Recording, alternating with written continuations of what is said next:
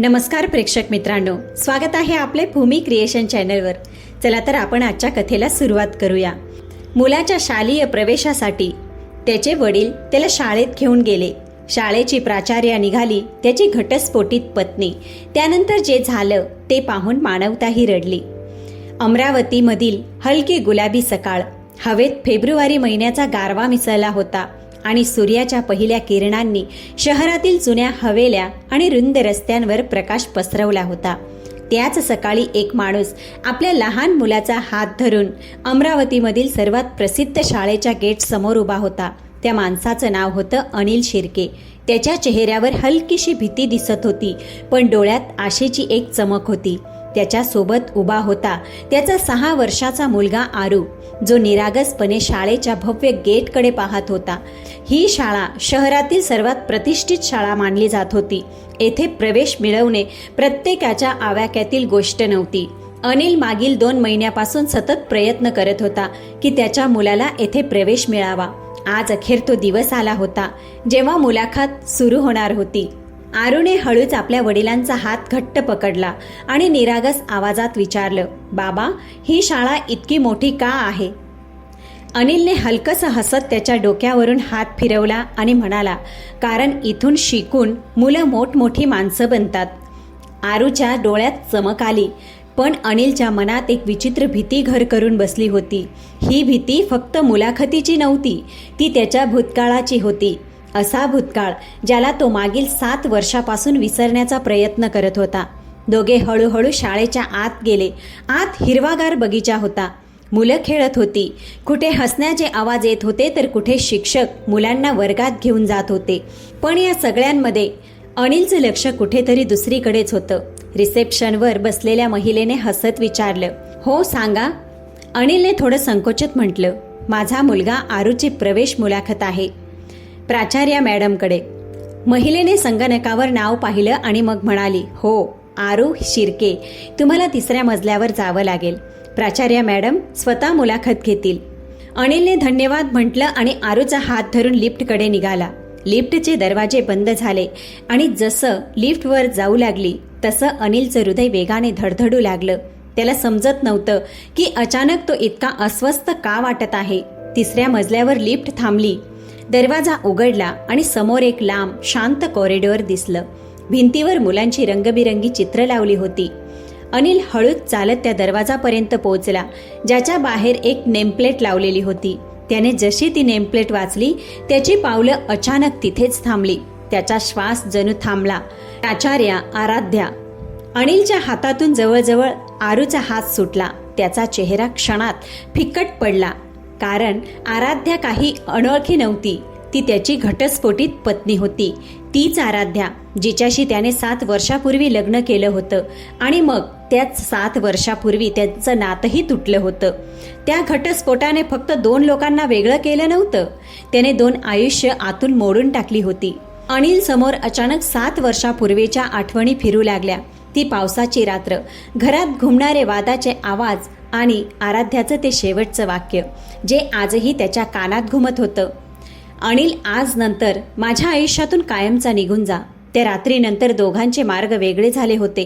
7 वर्ष त्यांनी एकमेकांचा चेहराही पाहिला नव्हता, पण आज नशिबाने त्यांना पुन्हा समोरासमोर आणून उभं केलं होतं। आरूने निरागसपणे बाबांना विचारलं, बाबा, काय झालं? अनिल जणू अचानक वर्तमानात परत आला। स्वतःला सावरत तो म्हणाला, काही नाही बाळा, चल आज जाऊया। पण त्याच्या मनात वादळ उठलं होतं। तो खरंच आज जाऊन आराध्याचा सामना करू शकेल का? 7 वर्षानंतर तो पुन्हा तिच्याशी बोलू शकेल का? तेवढ्यात आतून आवाज आला, कमीन।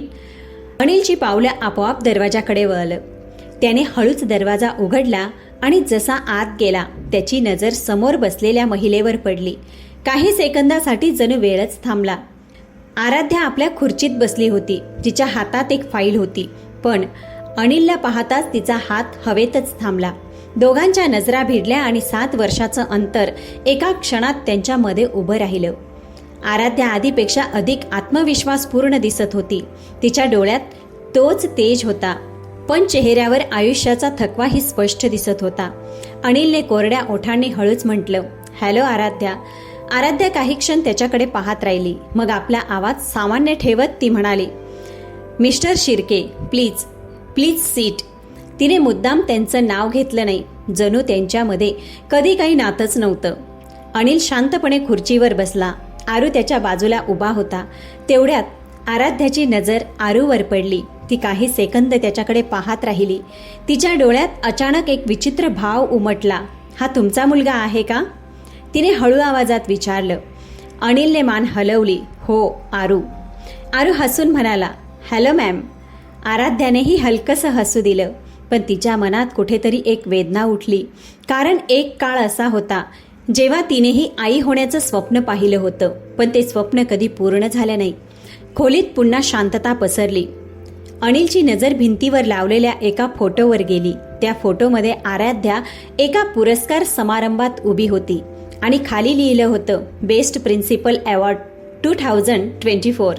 अनिलच्या मनात एक विचित्र भावना निर्माण झाली. ज्या मुलीवर तो कधी काळी कॉलेजमध्ये प्रेम करत होता, ती आज या शहरातील सर्वात मोठ्या शाळेची प्राचार्या बनली आहे. आणि औपचारिक आवाजात म्हणाली, तर आरूच्या प्रवेशाची मुलाखत आहे. तिने आरूला काही प्रश्न विचारले. आरू हुशार मुलगा होता. त्याने सगळ्या प्रश्नांची उत्तरे खूप चांगली दिली. काही वेळानंतर आराध्याने फाईल बंद केली आणि म्हणाली, आरू खूप चांगला मुलगा आहे, त्याला प्रवेश मिळेल. अनिलने सुटकेचा निश्वास टाकला, थँक्यू. पण तेवढ्यात आराध्याने पुढचा प्रश्न विचारला, ज्यामुळे खोलीतील वातावरण अचानक जड झाले. आरूची आई का आली नाही? अनिलचा चेहरा अचानक उदास झाला. तो हळूच म्हणाला, ती आता या जगात नाही. आराध्याचे डोळे विस्पारले. अनिल आता एकटा पिता झाला आहे यावर तिचा विश्वासच बसत नव्हता. पण त्याच क्षणी जेव्हा तिची नजर पुन्हा आरूच्या चेहऱ्यावर गेली, तेव्हा तिच्या मनात एक विचित्र अस्वस्थता निर्माण झाली. कारण आरूचे डोळे अगदी तिच्यासारखेच होते. त्याच क्षणी तिच्या मनात एक प्रश्न आला, हा फक्त योगायोग आहे का, की या मुलामागे असे काही रहस्य दडले आहे? 7 वर्षापूर्वीची कथा पूर्णपणे बदलू शकते? आराध्याची नजर अजूनही आरूच्या चेहऱ्यावर खिळलेली होती. खोलीत काही सेकंद विचित्र शांतता पसरली होती. बाहेर शाळेच्या कॉरिडॉरमध्ये मुलांचे आवाज येत होते, पण त्या खोलीच्या आत जणू वेळ थांबला होता. आराध्याने स्वतःला सावरत हळूच फाईल बंद केली आणि खुर्चीला टेकून बसली. पण तिच्या मनात अचानक अनेक प्रश्न निर्माण होऊ लागले. 7 वर्षापूर्वी जेव्हा तिने अनिलला आपल्या आयुष्यातून काढून टाकले होते, तेव्हा तिने कधी विचारही केला नव्हता की एक दिवस तो अशा प्रकारे अचानक तिच्या समोर उभा राहील, तेही आपल्या मुलासोबत. तिने पुन्हा एकदा आरूकडे नीट पाहिले. त्या मुलाच्या निरागस डोळ्यात एक विचित्र ओळखीची झलक दिसत होती. आराध्याने लगेच स्वतःच्या मनाला समजावले की हा फक्त भ्रम आहे, पण तिचे मन ते मान्य करायला तयार नव्हते. अनिल शांतपणे बसला होता. त्याला माहीत होते की हे भेट सोपी असणार नाही. 7 वर्षापूर्वी ज्या गोष्टी अपूर्ण राहिल्या होत्या, ज्या वेदना मनाच्या कोणत्या तरी कोपऱ्यात दडलेल्या होत्या, त्या सगळ्या आज पुन्हा समोर येणार होत्या. आराध्याने शेवटी शांतता भंग केली. तिचा आवाज आधीपेक्षा थोडा मवाळ झाला होता. तुम्ही अमरावतीमध्ये कधीपासून राहत आहात? अनिलने हळूच उत्तर दिले, जवळपास 4 वर्षापासून. आराध्याने हलकेच मान हलवली. तिला आश्चर्य वाटत होते की इतकी वर्ष तो त्याच शहरात होता आणि तिला कधी कळलेही नाही. तिने पुढचा प्रश्न विचारला, आरूची आई कधी? ती पूर्ण प्रश्न विचारू शकली नाही. अनिलने एक दीर्घ श्वास घेतला. त्याच्या डोळ्यात जुनी वेदना उमटली. 3 वर्षापूर्वी एका अपघातात. हे ऐकून आराध्या काही क्षण पूर्णपणे शांत झाली. तिच्या मनात अचानक एक विचित्र रिकामेपणा दाटून आला. ज्या माणसाचा ती कधी काळी तिरस्कार करत होती, तोच माणूस आज एकट्याने आपल्या मुलाचे संगोपन करत होता. ती हळूच म्हणाली, मला माहीत नव्हतं. अनिलने हलकेसे कडवट हसू दिले. कसं कळलं असतं? आपण तर 7 वर्षापूर्वीच एकमेकांच्या आयुष्यातून निघून गेलो होतो. हे ऐकताच खोलीत पुन्हा तीच जड शांतता पसरली. दोघांच्या मनात जुन्या आठवणी फिरू लागल्या. कॉलेजचे दिवस, पहिली भेट, प्रेम, लग्न आणि मग ती भयानक रात्र जेव्हा सगळं काही तुटलं होतं. आराध्याने पटकन आपली नजर फाईलवर खिळवून जणू तिला त्या आठवणींपासून दूर पळायचं होतं. पण तेवढ्यात आरूचा आवाज आला, बाबा मला पाणी हवंय. अनिलने लगेच म्हटलं, 1 मिनिट बाळा. आराध्याने इंटरकॉम उचलून अटेंडंटला पाणी आणायला सांगितले. थोड्याच वेळात पाणी आले. आरू पाणी पिऊ लागला. आराध्याची नजर पुन्हा त्याच्यावर स्थिरावली.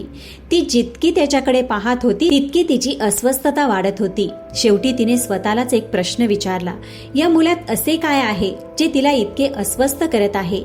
तेवढ्यात अचानक तिच्या मनात एक जुनी आठवण विजेसारखी चमकली.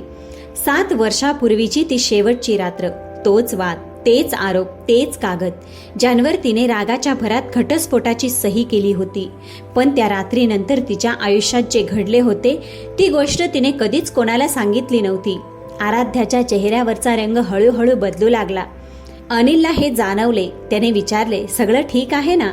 आराध्याने लगेच स्वतःला सावरले. हो, सगळं ठीक आहे. तिने फाईल उचलली आणि औपचारिक स्वरात म्हटलं, आरूचा प्रवेश होईल. तुम्ही उद्या ऑफिसमध्ये फी जमा करा.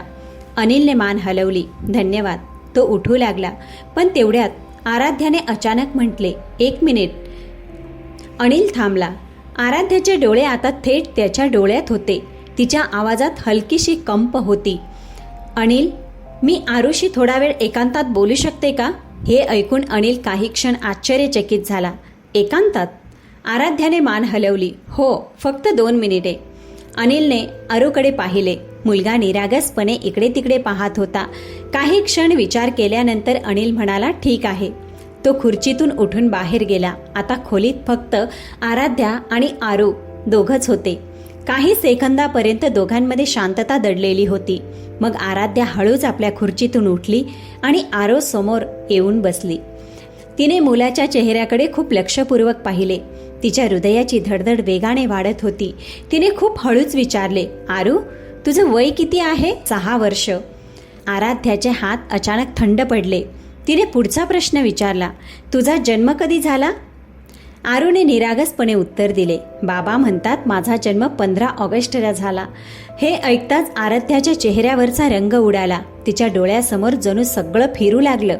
कारण 7 वर्षापूर्वी घटस्फोटानंतर काही आठवड्यांनी तिला कळले होते की ती आई होणार आहे. पण त्यावेळी तिचा राग, तिचा अहंकार आणि तुटलेल्या नात्यांची कटुता इतकी जास्त होती की तिने ते सत्य कायमचे आपल्या मनात दफन करून ठेवले होते.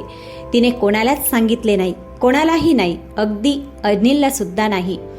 पण आज तिच्या समोर उभा असलेला हा मुलगा तिच्या संपूर्ण जगालाच प्रश्नामध्ये बदलत होता.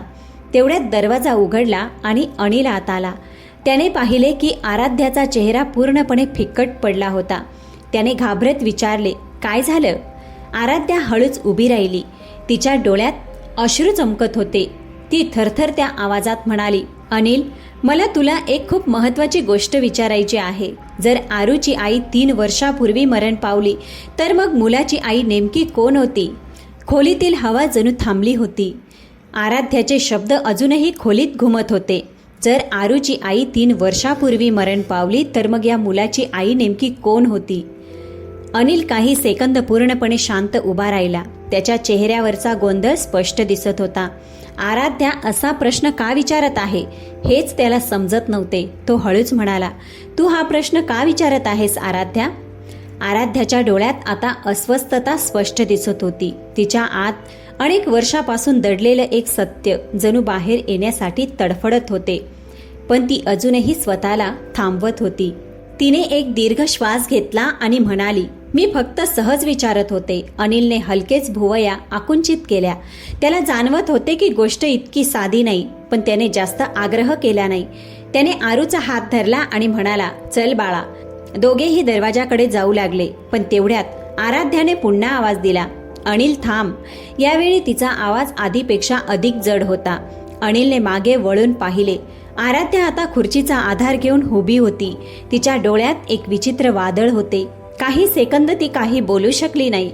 मग अखेर तिचे ओठ उघडले. मला तुझ्याकडून सत्य जाणून घ्यायचे आहे. अनिल आता खरोखरच अस्वस्थ झाला. कोणते सत्य? आराध्या हळूहळू पावले टाकत म्हणाली, आरूची आई कोण होती? अनिलने दीर्घ श्वास घेतला. जणू तो एखादी जुनी जखम पुन्हा उघडणार होता. तिचे नाव सिया होते. हे ऐकताच आराध्याचे हृदय जोरात धडधडू लागले. सिया? अनिलने मान हलवली. हो, सिया. आपल्या घटस्फोटानंतर 3 वर्षांनी माझी तिची भेट झाली होती. ती अमरावतीमधीलच एका रुग्णालयात नर्स होती. खूप साधी, खूप शांत मुलगी होती. आराध्या शांतपणे ऐकत राहिली. अनिलच्या आवाजात आता एक विचित्र वेदना होती. त्यावेळी माझे आयुष्य पूर्णपणे रिकामे झाले होते. घटस्फोटानंतर सगळे काही संपल्यासारखे वाटत होते. सियाने मला पुन्हा जगायला शिकवले. खोलीत शांतता पसरली. आराध्याच्या मनात हलकीशी वेदना उठली, पण तिने स्वतःला सावरले. अनिल पुढे म्हणाला, आम्ही लग्न केले. 2 वर्षांनी आरूचा जन्म झाला आणि मग 3 वर्षापूर्वी तो अपघात झाला. त्याचा आवाज अचानक मंद झाला. त्या दिवशी जर मी 5 मिनिटे आधी पोहोचलो असतो तर कदाचित सिया आज जिवंत असती. खोलीत एक जड शांतता पसरली. आराध्याने हळूच खुर्ची धरली. तिच्या मनात जो संशय निर्माण झाला होता तो अचानक कमकुवत पडू लागला. कदाचित खरंच हे सगळं फक्त योगायोग असेल.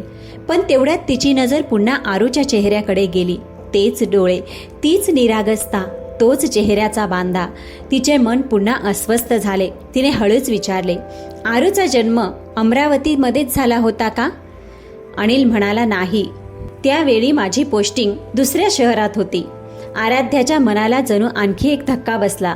कारण 7 वर्षापूर्वी जेव्हा घटस्फोट झाला होता त्यानंतर काही आठवड्यांनी ती सुद्धा अमरावती सोडून काही महिन्यांसाठी दुसऱ्या गावी होती. त्यावेळी तिचे आयुष्य पूर्णपणे तुटून गेलं होतं. ती कुणालाही भेटू इच्छित नव्हती. तेव्हा तिच्या मनात आणखी एक आठवण चमकली. तो दिवस जेव्हा डॉक्टरांनी तिला सांगितले होते की ती आई होणार आहे. त्या बातमीने तिला आतून हादरवून टाकले होते. तिला अनिलला हे सांगायचे होते, पण त्याच क्षणी तिला आठवले होते तो भयंकर वाद, ते आरोप, ते कटू शब्द जे दोघांनी एकमेकांना म्हटले होते. तिचा राग आणि तिचा तुटलेला अहंकार तिच्या प्रेमापेक्षा अधिक बलवान झाला होता. तिने ठरवले होते की ती हे सत्य कधीच कोणाला सांगणार नाही. पण नियतीकडे कदाचित काही वेगळीच योजना होती. आराध्याच्या डोळ्यात अश्रू दाटू लागले. अनिलने तिला या अवस्थेत पाहून घाबरत विचारले, काय झालं? आराध्याने हळूच मान वर केली. तिच्या डोळ्यात आता एक खोल वेदना होती. ती थरथरत्या आवाजात म्हणाली, अनिल, जर मी तुला सांगितलं की 7 वर्षापूर्वी जेव्हा आपला घटस्फोट झाला होता तेव्हा मी... तिचा आवाज अचानक थांबला. ती काही सेकंद बोलू शकली नाही. मग अखेर तिच्या ओठातून एक शब्द बाहेर पडले जे संपूर्ण कथा बदलून टाकणार होते. त्यावेळी मी तुझ्या मुलाची आई होणार होते. हे ऐकताच अनिल जणू दगडासारखा झाला. त्याचे डोळे विस्पारले. खोलीत पुन्हा तीच गहन शांतता पसरली. काही क्षण कोणीही काही बोलू शकले नाही. मग अनिलच्या तोंडून आवाज निघाला, काय? त्याच्या शब्दात अविश्वास स्पष्ट होता. तू मला ही गोष्ट कधीच का सांगितली नाहीस? आराध्याच्या डोळ्यातून अश्रू वाहू लागले. कारण त्यावेळी माझ्या मनात फक्त राग होता आणि अहंकारही. ती मंद आवाजात म्हणाली, मला वाटलं होतं की तू मला फसवलंस, की तू आपलं नातं संपवलंस. म्हणून मीही ठरवलं की मी माझं आयुष्य स्वतः जगणार. अनिल अजूनही धक्क्यात होता.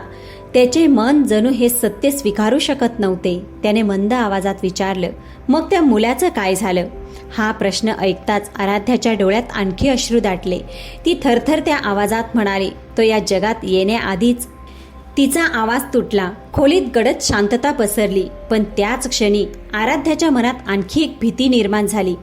तिने हळूच आरूकडे पाहिलं. तिच्या मनात पुन्हा तोच प्रश्न उभा राहिला. जर तिचे मूल या जगात आलेच नव्हते तर मग हा विचित्रसा भास का होत आहे की आरू तिच्याशी एखाद्या खोल नात्याने जोडलेला आहे? आणि कदाचित या प्रश्नाचे उत्तर अजून समोर यायचे होते. खोलीत एक जड शांतता होती. आराध्याच्या डोळ्यातून अश्रू सतत वाहत होते आणि अनिल अजूनही तिथेच उभा होता. जणू त्याच्या पायात प्राणच उरले नव्हते. त्याच्या मनात एकच गोष्ट फिरत होती, त्यावेळी मी तुझ्या मुलाचा बाप होणार होतो. हे सत्य इतके मोठे होते की ते लगेचच स्वीकारू शकत नव्हता. 7 वर्षापूर्वी जेव्हा त्यांचे नाते तुटले होते त्या रात्री रागात बोललेले शब्द आज पुन्हा त्याच्या कानात घुमू लागले. त्याला आठवत होतं की त्याने किती वेळा आराध्याला विचारले होते की ती अचानक त्याला इतका तिरस्कार का करू लागली आहे. पण त्या रात्रीनंतर आराध्याने कधीच कोणतेही उत्तर दिले नाही. आणि आज 7 वर्षानंतर त्याला कळत होते की त्यावेळी ती त्याच्या मुलाची आई होणार होती. अनिलने हळूच खुर्ची धरली आणि बसला. त्याच्या चेहऱ्यावर खोल पश्चाताप स्पष्ट दिसत होता. त्याने हळू आवाजात म्हटलं, जर तू त्यावेळी मला ही गोष्ट सांगितली असतीस तर कदाचित हे सगळे काही वेगळे झाले असते. आराध्याने मान खाली घातली. तिच्या मनातील तोच पश्चाताप होता जो आता अनिलच्या डोळ्यात दिसत होता. तिने अश्रू पुसत म्हटले, मला माहीत आहे, पण त्यावेळी मी स्वतःला सावरू शकत नव्हते. मला वाटले होते की तू माझी फसवणूक केली आहेस. अनिलने लगेचच मान वर केली. मी तुझी कधीच फसवणूक केली नाही आराध्या. त्याच्या आवाजात दुःख स्पष्ट जाणवत होते. त्या रात्री जे घडले ते फक्त एक गैरसमज होता. आराध्याने आश्चर्याने त्याच्याकडे पाहिलं. गैरसमज? अनिलने खोल श्वास घेतला. तो आता ते सत्य सांगणार होता जे त्याने 7 वर्षापासून मनात दडवून ठेवले होते. त्या रात्री तू माझ्यासोबत ज्या मुलीला पाहिले होतेस ती माझी चुलत बहीण होती. ती अचानक अमरावतीला आली होती आणि मोठ्या अडचणीत होती. मी तिला फक्त हॉटेलपर्यंत सोडायला गेलो होतो. हे ऐकताच आराध्या जणू दग्ध झाली. तिच्या मनात त्या रात्रीचे संपूर्ण दृश्य फिरून गेले. तेच हॉटेल, तीच मुलगी, तोच संशय ज्याने तिच्या मनात विष भरले होते. तिने थरथरत्या आवाजात विचारले, तू खरं बोलतोयस का? अनिलच्या डोळ्यात आता थोडासा रागही होता आणि खोल वेदनाही. जर मी खोटं बोलत असतो तर आजही ही गोष्ट का सांगितली असती? खोलीत काही क्षणासाठी शांतता पसरली. आराध्याच्या मनात पश्चातापाचे वादळ उठले होते. तिने स्वतःचा हट्ट आणि संशयामुळे आपले घर उद्ध्वस्त केले होते. तिने हळूच म्हटले, मी सत्य न जाणताच सगळं संपवलं. तिचा आवाज तुटला, पण तेवढ्यात आरूच्या निरागस आवाजाने त्या जड वातावरणात थोडा बदल घडवला. बाबा, आपण घरी कधी जाणार? अनिलने त्याच्याकडे पाहिले आणि हलकेसे हसू आणण्याचा प्रयत्न केला. बस बाळा, आता निघूया. पण त्याच क्षणी आराध्याने पुन्हा आरूकडे पाहिलं. तिच्या मनात अजूनही तोच विचित्र भास होता. जणू या मुलाशी तिचे काहीतरी खोल नाते आहे. तिने हळूच विचारले, आरू, तुला चित्रकला करायला आवडते का? आरूचे डोळे चमकले. खूप आवडतं. आराध्याचा श्वास अचानक थांबल्यासारखा झाला, कारण लहानपणी ती स्वतःही अगदी असंच उत्तर द्यायची. तिने आणखी एक प्रश्न विचारला, तुला पाऊस आवडतो की ऊन? आरू हसला. पाऊस, कारण पावसात मातीचा सुगंध येतो. आराध्याचे हात हलकेसे थरथरले. हे अगदी तेच उत्तर होते जे ती लहानपणी द्यायची. स्वतःला सावरत ती म्हणाली, बरं, आता तू जा. उद्यापासून तुझ्या नवीन शालेय आयुष्याची सुरुवात होईल. अनिलने मान हलवली आणि आरूचा हात धरून बाहेर निघून गेला. दरवाजा बंद होताच आराध्या आपल्या खुर्चीत बसली. तिच्या हृदयाचे धडधड वेगाने वाढू लागली. तिच्या मनात एकच प्रश्न वारंवार येत होता. शेवटी तिला असे का वाटत आहे की या मुलाशी तिचे काहीतरी नाते आहे? त्याच वेळी तिच्या मनात अचानक एक जुनी आठवण चमकली. 7 वर्षापूर्वी जेव्हा ती अमरावतीमध्ये होती आणि डॉक्टरांनी तिला सांगितले होते की तिचे मूल या जगात येण्याआधीच मरण पावले आहे. पण त्यावेळी ती इतकी तुटून गेली होती की डॉक्टरांच्या बोलण्यावर तिने फार प्रश्न विचारले नव्हते. तिने फक्त त्या वेदनांना स्वीकारले होते. पण आज इतक्या वर्षानंतर तिच्या मनात अचानक एक संशय निर्माण झाला. खरंच तिचं मूल मरण पावलं होतं का? की तिच्यापासून एखादं मोठं सत्य लपवून ठेवण्यात आलं होतं? आराध्याचा श्वास वेगाने चालू लागला. तिने लगेच आपला फोन उचलला आणि एक जुना नंबर डायल केला. फोनच्या दुसऱ्या बाजूला तीच डॉक्टर होती जिने 7 वर्षापूर्वी तिचे उपचार केले होते. काही सेकंदांनी कॉल उचलला गेला. आराध्याने थरथरत्या आवाजात म्हटले, डॉक्टर, मला तुमच्याकडून 7 वर्षापूर्वीच्या एका सत्याबद्दल जाणून घ्यायचे आहे. त्या दिवशी माझ्या मुलासोबत खरंच काय झालं होतं? फोन कानाला लावून आराध्याची बोटं हलके हलके थरथरत होते. तिचं हृदय इतकं वेगाने धडधडत होतं की जणू छातीतून बाहेर पडेल. दुसऱ्या बाजूला काही सेकंद फक्त फोनचा हलकासा आवाज ऐकू येत राहिला. मग एका वयोवृद्ध महिलेचा आवाज आला. हॅलो, कोण? आराध्याने हळूच म्हटलं, डॉक्टर, मी आराध्या बोलते आहे. आराध्या. काही क्षणासाठी फोनच्या दुसऱ्या टोकालाही शांतता पसरली. जणू डॉक्टर अचानक 7 वर्षापूर्वीची एखादी आठवण आठवली होती. मग त्यांनी हळू आवाजात म्हटलं, आराध्या, इतका वर्षानंतर? आराध्याचा श्वास जड झाला होता. डॉक्टर, मला तुम्हाला एक प्रश्न विचारायचा आहे आणि मला सत्य जाणून घ्यायचे आहे. डॉक्टर काहीतरी समजल्या की विषय गंभीर आहे. त्यांनी विचारले, काय झालं? आराध्याच्या डोळ्यात अश्रू आले. 7 वर्षापूर्वी जेव्हा मी अमरावतीमधील तुमच्या रुग्णालयात दाखल झाले होते, तुम्ही मला सांगितले होते की माझं मूल या जगात येण्याआधीच मरण पावलं होतं. ते खरं होतं का? फोनच्या दुसऱ्या बाजूला अचानक शांतता पसरली. मग 10 सेकंद, मग जवळजवळ अर्धा मिनिट निघून गेला. आराध्याचं हृदय जोरजोरात धडधडत होतं. शेवटी डॉक्टरांचा आवाज आला, पण त्यावेळी तो आधीसारखा स्थिर नव्हता. आराध्या, तू अचानक हा प्रश्न का विचारत आहे?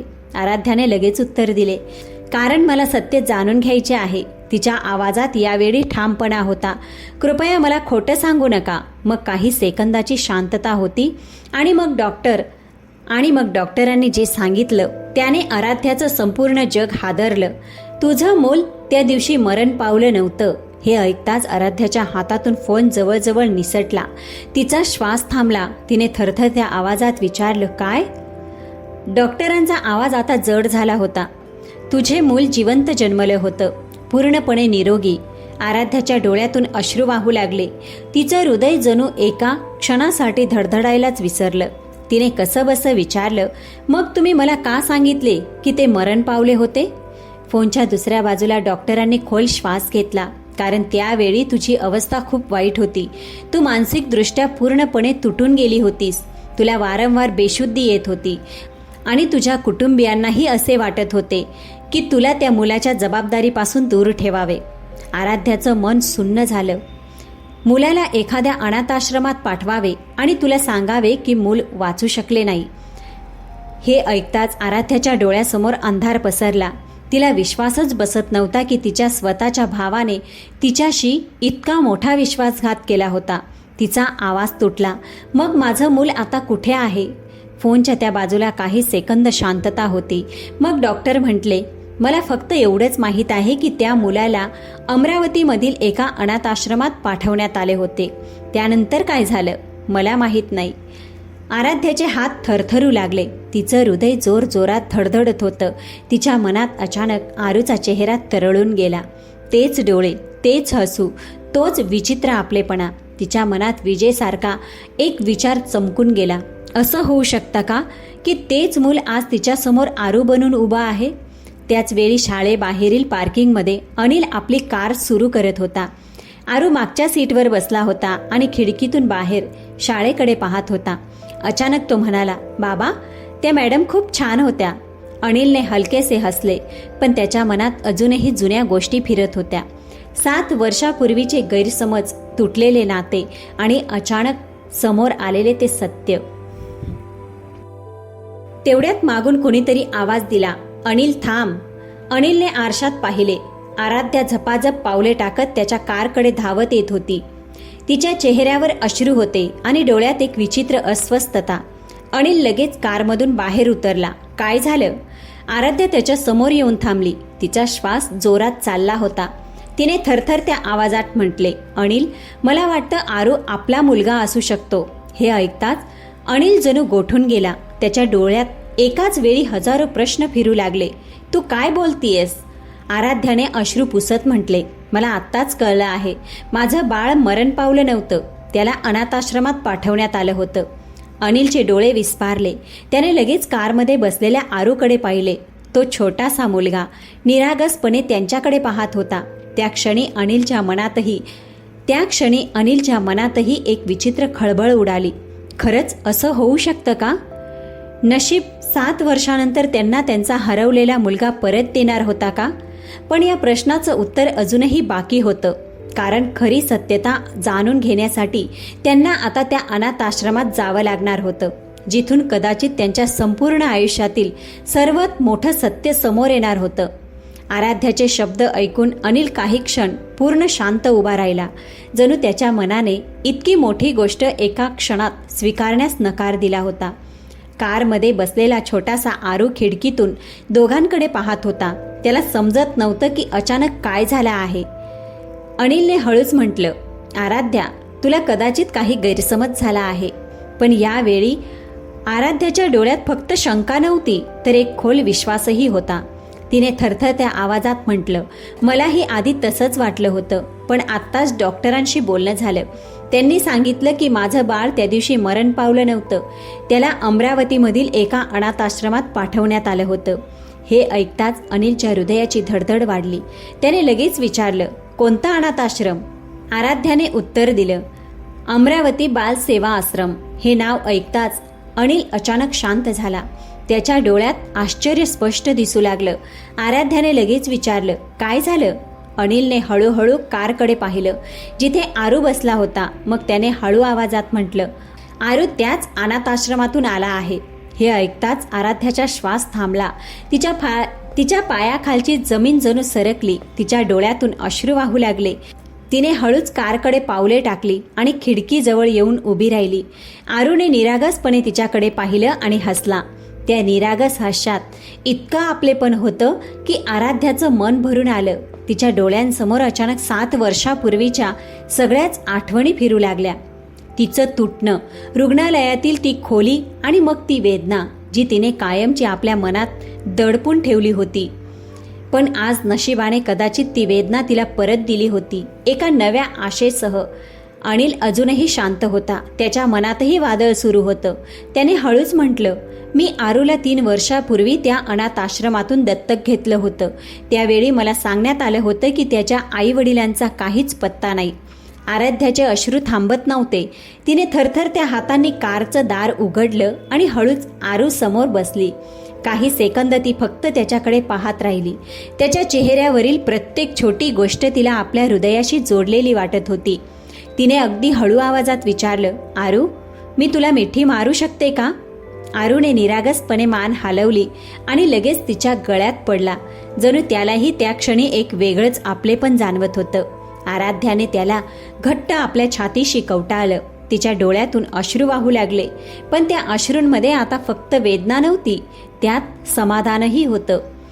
अनिल हे सगळं पाहत शांत उभा राहिला. त्याच्या मनातही भावनांचं वादळ उसळलं होतं.